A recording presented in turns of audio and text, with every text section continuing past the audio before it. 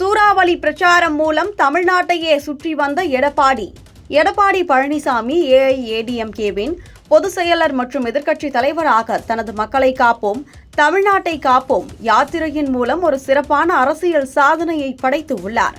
ஜூலை 7, 2025 அன்று தொடங்கப்பட்ட இந்த பிரச்சாரம் 34 நாட்களுக்குள் 100 தொகுதிகளை உள்ளடக்கிய 10,000 கிலோமீட்டர் தூரத்தை கடந்து 52 லட்சம் மக்களை நேரடியாக அணுகியுள்ளது. இதன் மூலம் அவர் தனது 100வது தொகுதியான ஆற்காட்டை பார்வையிட்டு ஒரு வரலாற்று மைல்கல்லை எட்டியுள்ளார். ஆற்காடு வேலூர் மாவட்டத்தில் அமைந்த ஒரு முக்கியமான தொகுதியாகும். இது விவசாயம் மற்றும் சிறு தொழில்களை சார்ந்த மக்களின் பெரும் கூட்டத்தை கொண்டு உள்ளது.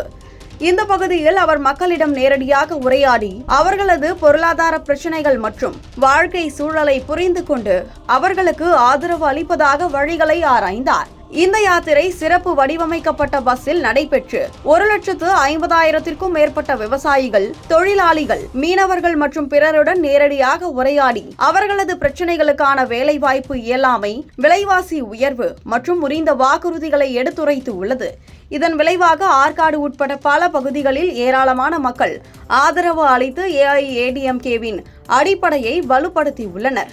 எடப்பாடி பழனிசாமியின் உரைகள் மற்றும் சாலை பயணங்கள், தொலைக்காட்சி மற்றும் சமூக ஊடகங்களின் மூலம் நாடு முழுவதும் கோடிக்கணக்கான மக்களை சென்றடைந்து உள்ளன.